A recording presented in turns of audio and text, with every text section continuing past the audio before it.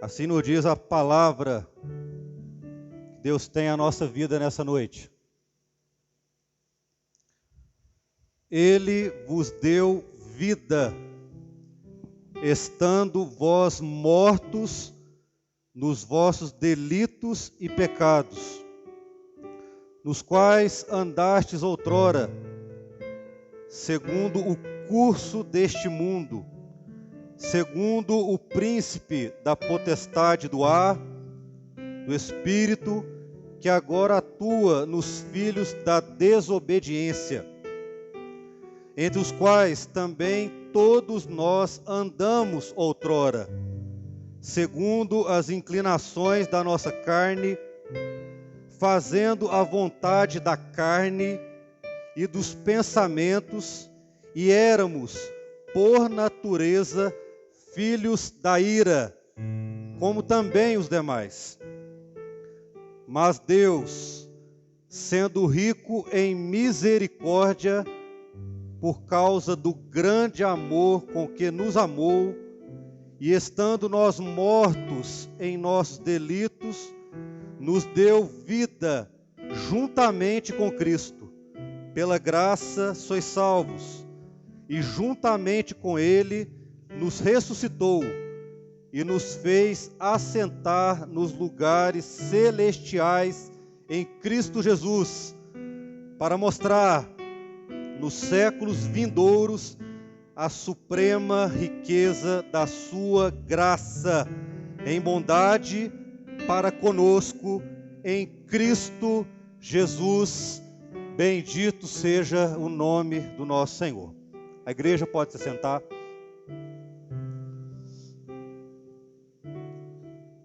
Meus irmãos, o texto pelo qual nós lemos nessa noite, na palavra de Deus, ela nos fala de uma passagem em que o apóstolo Paulo, ele traz um ensino da palavra de Deus ao povo de Éfeso, a cidade de Éfeso. E para que os irmãos tenham um entendimento do contexto aqui da palavra, Éfeso era uma cidade da época, uma grande metrópole.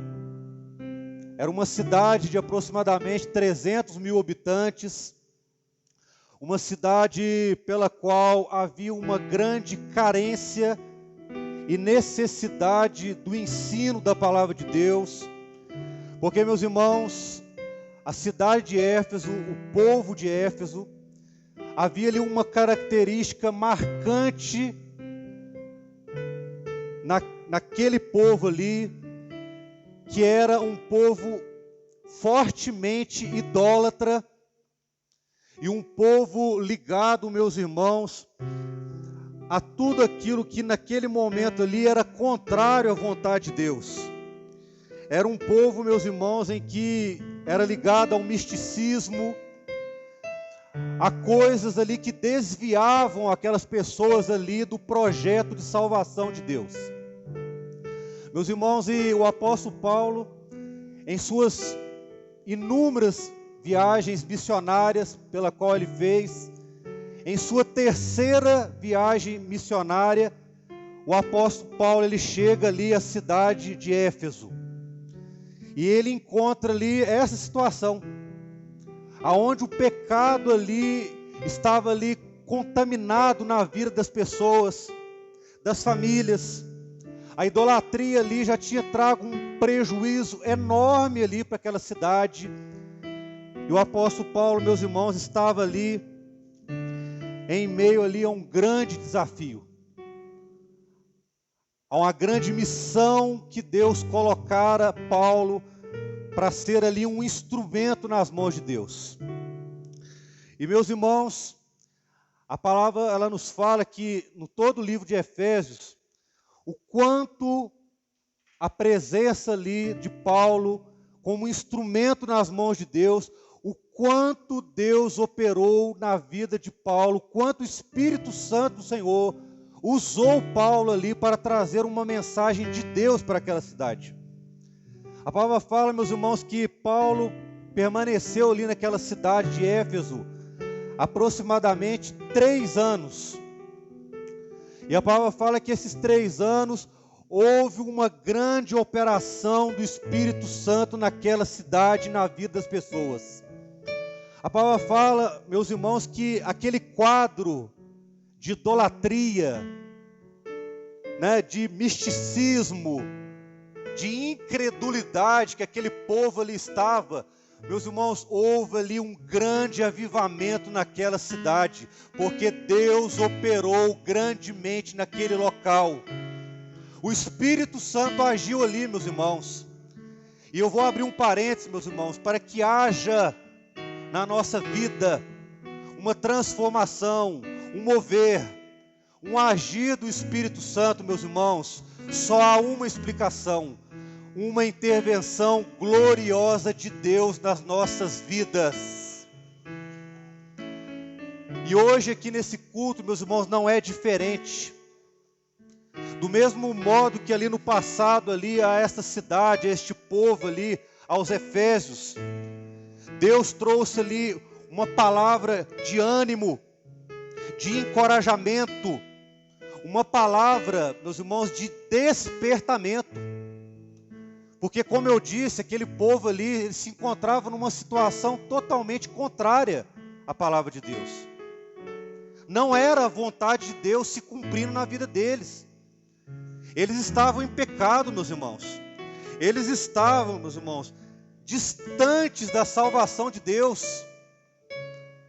Mas aprove, meus irmãos, um servo chamado apóstolo Paulo, para ali dizer a eles que havia esperança, que aquele quadro ali poderia ser revertido, que tudo aquilo ali que aquele povo viveu até aquele momento ali, havia um Deus poderoso que podia reverter todas as coisas. E no capítulo 2 aqui do livro de Efésios, a partir do primeiro versículo, nós vemos justamente isso. Aonde Paulo ele começa a escrever aqui dizendo o seguinte, no versículo 1: Ele vos deu vida. Paulo ali já estava direcionando a palavra ali ao povo de Éfeso, dizendo para eles: olha, Ele vos deu vida. Ele quem? Jesus Cristo, nosso Senhor. Aquele que morreu e que ressuscitou na cruz do Calvário por nós, meus irmãos. Este Jesus operou na vida daquela igreja ali, daquele povo. Paulo ali, ele voltou a atenção direta para aquela nação ali. E diz o seguinte: olha, Ele vos deu vida. Jesus vos deu vida. E logo após ele justifica o porquê disso. Porque vós estava mortos. Meus irmãos, Paulo aqui ele deixou uma mensagem clara àquela cidade ali, aquele povo, dizendo o seguinte: olha, vós estavas separados do projeto eterno de salvação de Deus. Olha, povo de Éfeso, o homem, enquanto ele não tem um encontro com Jesus Cristo, este homem é um homem morto, espiritualmente. Ou seja, meus irmãos, para que nós possamos viver a salvação de Deus, é necessário que tenhamos um encontro com Jesus. Porque se não tivermos um encontro com Jesus, se não tivermos um encontro glorioso com aquele que nos salvou, que nos libertou, Paulo aqui, meus irmãos, ele dá uma certeza convicta: somos mortos espiritualmente. Meus irmãos, isso é algo muito sério, porque a palavra morto significa separação. Ou seja, existe uma distância entre nós e Deus. E isso é muito sério, meus irmãos. Isso é muito sério. Porque Deus, nessa última hora, o que Ele tem levado a nós através da sua palavra é o contrário disso. É que possamos estar mais próximos dEle.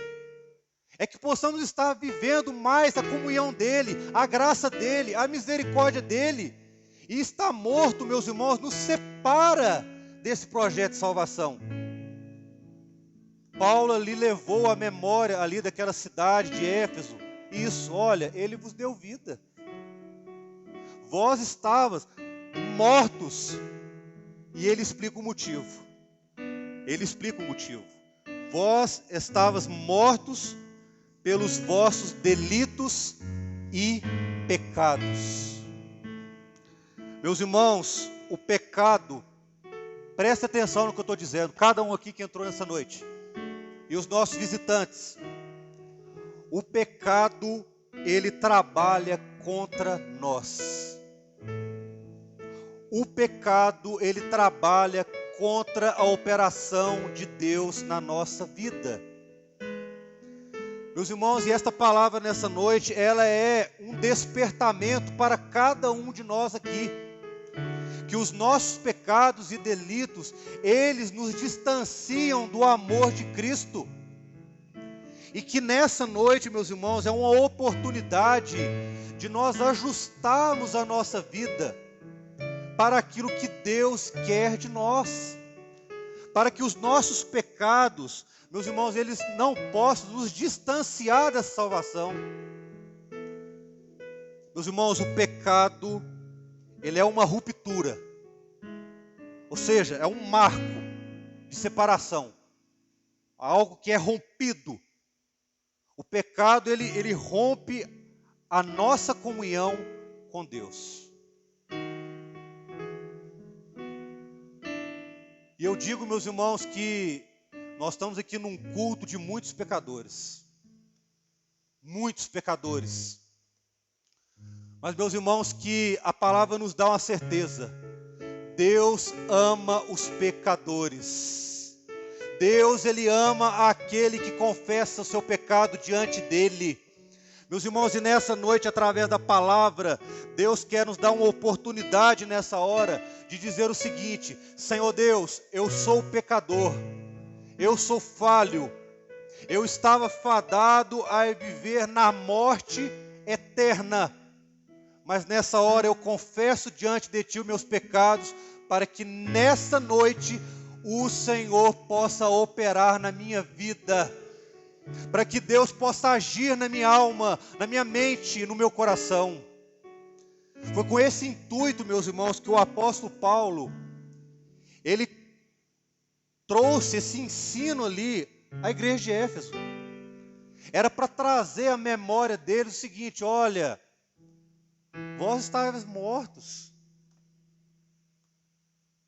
vós estávamos distante de Deus, distante da salvação, em vossos delitos, vossos pecados. Meus irmãos, e nós bem sabemos, meus irmãos, que este pecado, ele teve início quando Deus criou todas as coisas. A palavra nos fala, meus irmãos, em Romanos, no seu capítulo 5, no versículo 12, diz o seguinte: portanto, assim como por um só homem entrou o pecado no mundo, e pelo pecado a morte, assim também a morte passou a todos os homens, porque todos pecaram. Meus irmãos, e que homem é esse que a palavra cita aqui em Romanos? Porque um só homem entrou o pecado em todo o mundo. Esse homem foi Adão. Meus irmãos, Adão ali, Deus criou todas as coisas, Deus criou os céus, a terra. E nós sabemos, meus irmãos, que a originalidade do pecado, ela se deu ali justamente quando Deus ali, meus irmãos, ao criar todas as coisas, Ele deu uma ordem. Ele deu uma ordem para Adão e para Eva, para que eles pudessem ali guardar, cultivar ali tudo aquilo que havia ali no jardim do Éden. Mas que eles pudessem, meus irmãos, valorizar uma ordem que Ele nos deu. E essa referência, meus irmãos, está ali no livro de Gênesis. Gênesis, no seu capítulo 2, a partir do versículo 15. E a palavra diz o seguinte, para os irmãos verem que ordem foi essa que Deus deu e que naquele instante ali, o pecado da desobediência, a origem do pecado, naquele instante ali, se propagou de gerações em gerações. Em Gênesis, no seu capítulo 2, irmãos, a partir do versículo 15, diz o seguinte: tomou, pois, o Senhor Deus ao homem e o colocou no jardim do Éden para o cultivar e o guardar. E o Senhor Deus lhe deu esta ordem, preste atenção, irmãos: de toda a árvore do jardim comerás livremente, mas da árvore do conhecimento do bem e do mal não comerás, porque no dia em que dela comeres, certamente morrerás. Ou seja, meus irmãos, nesse momento aqui da palavra, o pecado ele foi decretado na vida do homem. Porque Adão e Eva, meus irmãos, eles desobedeceram essa ordenança de Deus. E eles comeram do fruto. E isso trouxe morte. Morte espiritual. Trouxe, meus irmãos, distância de Deus. Trouxe, meus irmãos, tristeza, angústia, desespero. Porque naquele instante ali, ao desobedecer uma ordenança de Deus, tanto Adão quanto Eva, eles viram naquele momento o prejuízo do pecado na vida deles. Meus irmãos, e quantos, nessa última hora, têm visto o prejuízo do pecado da sua vida? A pessoa, meus irmãos, passa ano, entra ano, ela sabe que existe um pecado na vida dela, algo contaminoso, sujo, que faz parte ali dos pensamentos dela, do coração dela, das atitudes diárias dela. Meus irmãos, e entra ano, sai ano, a pessoa ela não consegue vencer esse pecado. Meus irmãos, e a pessoa começa a ver os prejuízos da sua vida, na sua família, no lar, na saúde, na vida profissional. Ou seja, em toda a sua vida, o pecado começa a minar, a distanciar, a trazer prejuízos que muitas das vezes, meus irmãos, as pessoas não conseguem encontrar respostas para isso. E começam a indagar a Deus: Deus, por que está acontecendo isso comigo? Por que eu estou com esse problema no meu lar? Por que eu estou vivendo esses problemas com a criação dos meus filhos? Por que eu estou vivendo essa situação no meu casamento? Por que eu estou vivendo essa situação no meu emprego? Por que os problemas eles só se multiplicam e eu não consigo vitória, eu não consigo respostas? A minha vida vai de mal a pior. Meus irmãos, porque o pecado ele faz isso. Ele te entristece. Ele te distancia de Deus. Ele te magoa. E ele não te dá forças para você buscar a face de Deus. Meus irmãos, e nós vemos pela palavra de Deus que de lá para cá, desde quando ali Adão e Eva desobedeceram essa ordenança de Deus, meus irmãos, nós vemos que o pecado na vida do homem, que está morto espiritualmente, o homem, meus irmãos, quando eu digo morto espiritualmente, é aquele que não foi regenerado, é aquele que não foi transformado, é aquele, meus irmãos, que não teve um encontro com Jesus, de ouvir a voz dele, de sentir a presença dele. Meus irmãos, nós vemos que de lá para cá, meus irmãos, esse homem que não foi transformado, não foi regenerado, ele fica absolutamente escravo do pecado. Os valores, meus irmãos, eternos, têm ficado de lado. Meus irmãos, e o principal alvo dessa depravação total é justamente em cima das famílias. Hoje a família, meus irmãos, ela tem sido o principal alvo do adversário para atacar, para destruir, para roubar, para trazer prejuízo. Por quê? Porque o adversário sabe, meus irmãos, que destruindo a família, ele vai destruir tudo. Porque a família, meus irmãos, ela é a base sólida que Deus criou para que fosse para adoração ao nome dele. Mas o que tem acontecido, meus irmãos? Hoje os valores estão invertidos. Hoje existe um politicamente correto, que tudo hoje, uma opinião que você dá naquilo que é os valores bíblicos, celestiais, eternos, hoje as pessoas já te corrigem na hora. Olha, não é bem assim não. Olha, você está errado. Hoje, meus irmãos, há uma libertinagem muito grande. Está tudo certo. O pecado hoje, meus irmãos, se tornou algo muito normal. E isso às vezes passa muito nítido aos nossos olhos. Às vezes acontece muito perto de nós. E muitas das vezes nós não nos posicionamos. Porque, meus irmãos, as pessoas aí fora estão escravas do pecado, em depravação total. Ou seja, o pecado é normal. Mas ao mesmo tempo, meus irmãos, que as pessoas tratam o pecado como normal, por trás disso aí, nós temos visto o quê? Muitos prejuízos. Como a palavra fala, meus irmãos, em Romanos, no seu capítulo 6, versículo 20, diz o seguinte: Romanos capítulo 6, versículo 20: porque quando éreis escravos do pecado, estáveis isentos em relação à justiça. Ou seja, meus irmãos, aquele que está escravo do pecado, ele não vê a intervenção de Deus na vida dele.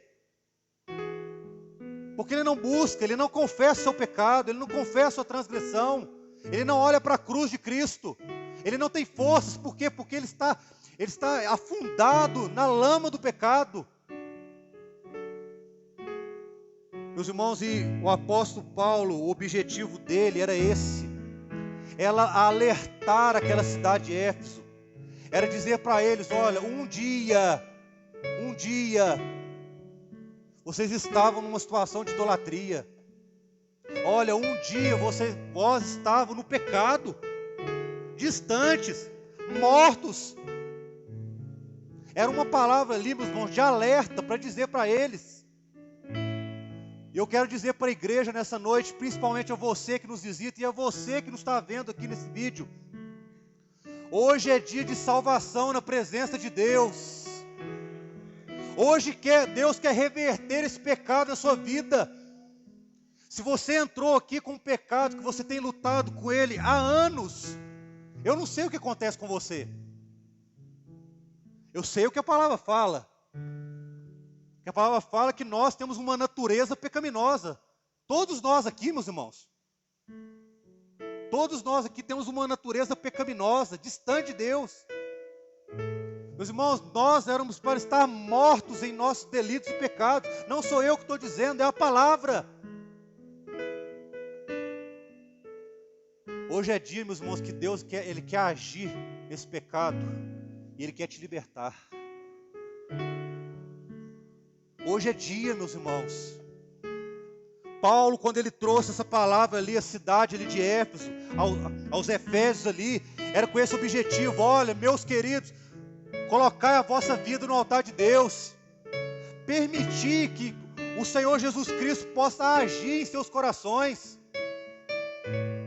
Abra o vosso coração, não deixe para amanhã o que você pode fazer hoje, meu querido, minha querida.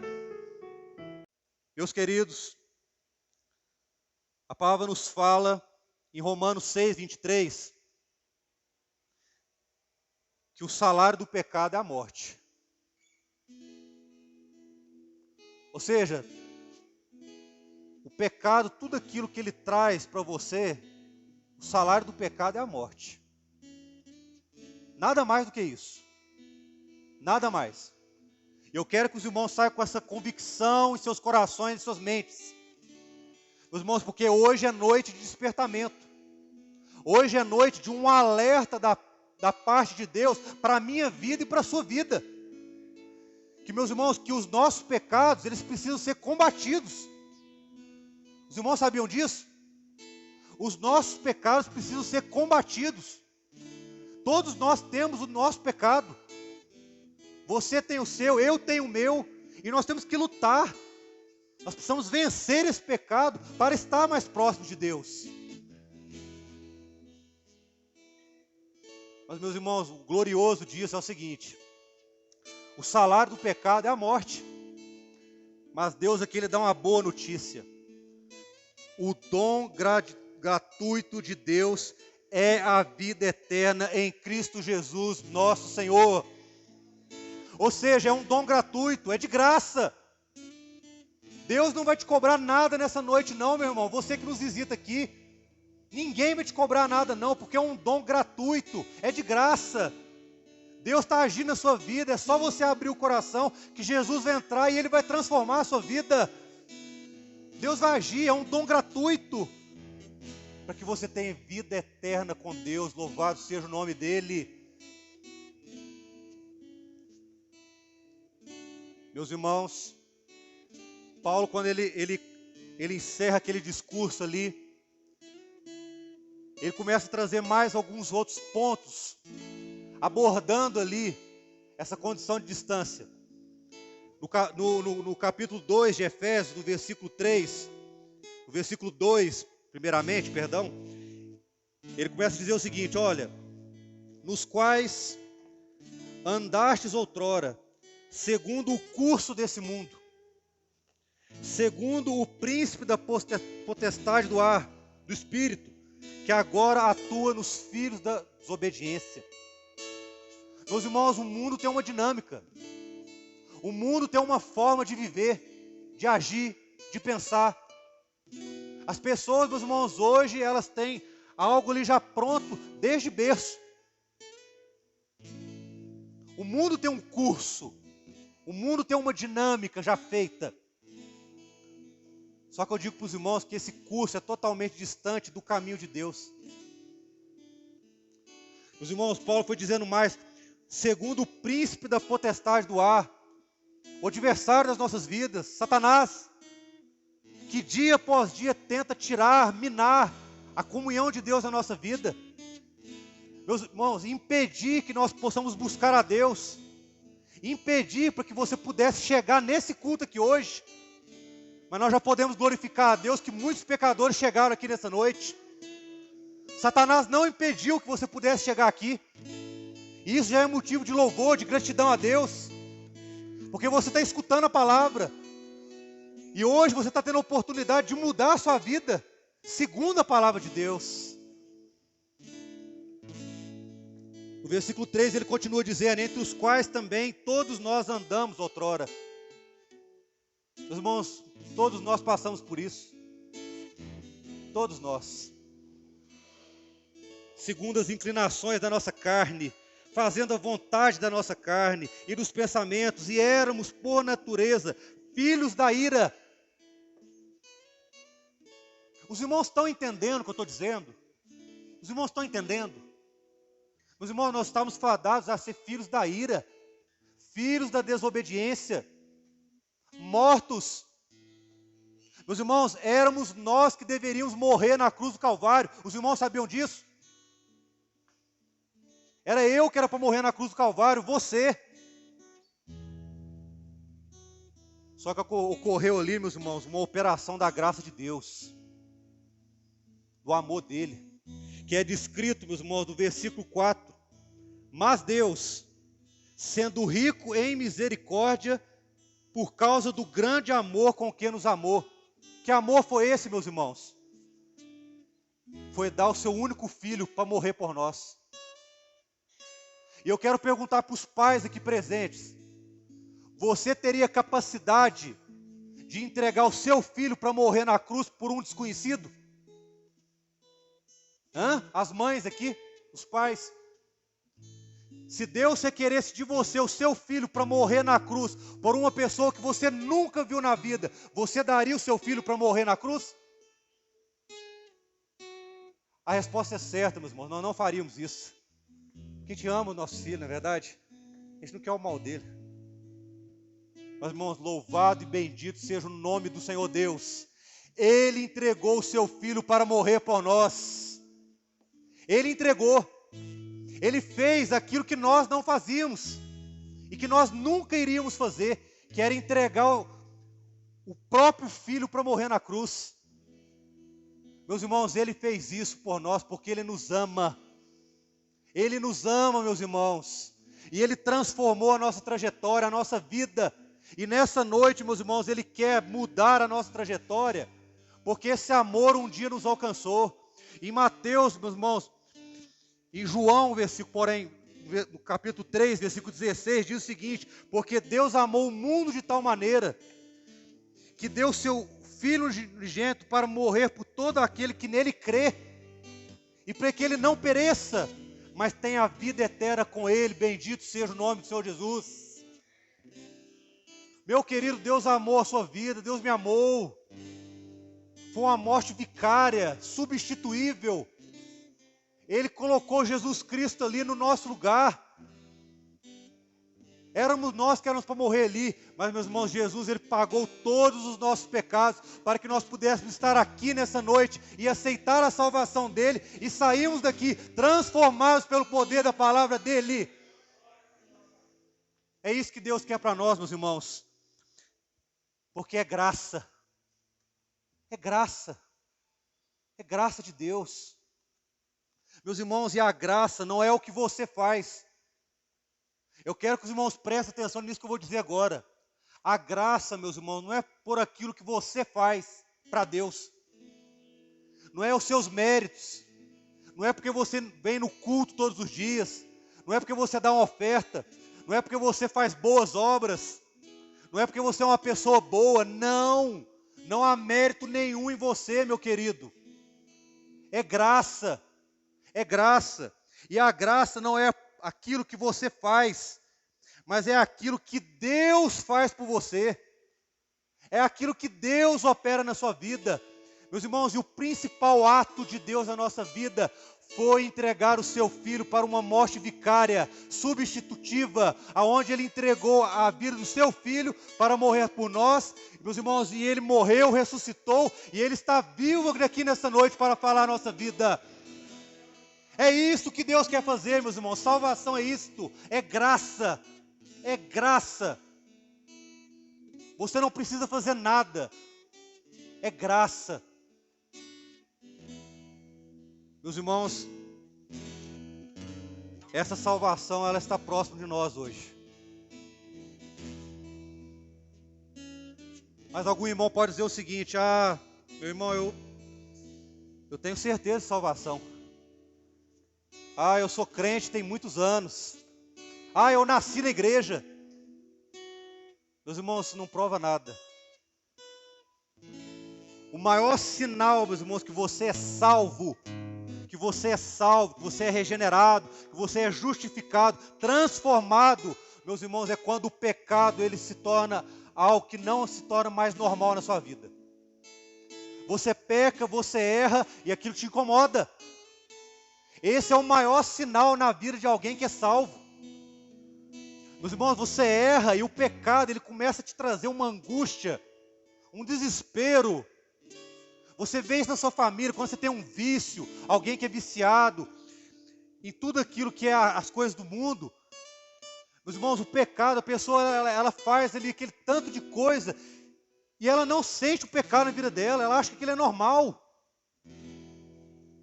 Mas, meus irmãos, quando o pecado ele te move, e que na hora que você pensa algo, que você fala algo, ou até mesmo toma uma atitude errônea, aquilo dói no seu coração. E você fala: Senhor, tem misericórdia de mim. Senhor, eu preciso da tua salvação. Senhor, eu preciso do teu perdão. Senhor, eu preciso da tua graça. Senhor, fala comigo nessa hora. Me perdoa, Senhor, eu preciso de ti. Meus irmãos, nessa noite, Deus quer dizer para nós o seguinte: se aqui há muitos pecadores, e há aqui pecadores sim, se um pecador se arrepender aqui nessa noite, haverá festa na eternidade nessa noite. Um pecador só, viu? Agora quem dirá, se todos os pecadores que estão aqui se confessarem diante de Deus, meus irmãos, haverá grande festa nos céus, louvado seja o nome do Senhor. Como eu disse, hoje é noite de salvação. Hoje é noite que o amor de Deus está sendo derramado sobre nós. E no versículo 5, Paulo continua dizendo o seguinte: e estando nós mortos em nossos delitos, nos deu vida juntamente com Cristo. Pela graça sois salvos. E juntamente, versículo 6, e juntamente com Ele nos ressuscitou e nos fez assentar nos lugares celestiais com Cristo Jesus. Meus irmãos, o salvo tem intimidade com Ele. O salvo sente a presença de Deus. O salvo, ele reconhece o pecado e vive a salvação em Cristo. Ele entende isso. E no versículo 8, no versículo 7, ele continua dizendo o seguinte: para mostrar nos séculos vindouros a suprema riqueza da sua graça, em bondade para conosco em Cristo Jesus. Meus irmãos, que suprema riqueza da graça é essa? Que riqueza gloriosa é essa que Deus está nos colocando à disposição hoje nesse culto? A palavra nos fala, lá em Efésios, um pouquinho atrás aí, no capítulo 1, no versículo 7, diz o seguinte: olha para os irmãos verem a suprema graça de Deus, o que Deus faz na vida do homem, no qual temos a redenção pelo seu sangue, a remissão dos pecados, segundo a riqueza da sua graça. É graça, meu querido. E hoje, meus irmãos, eu quero dizer que essa maravilhosa graça está sendo derramada sobre nós aqui.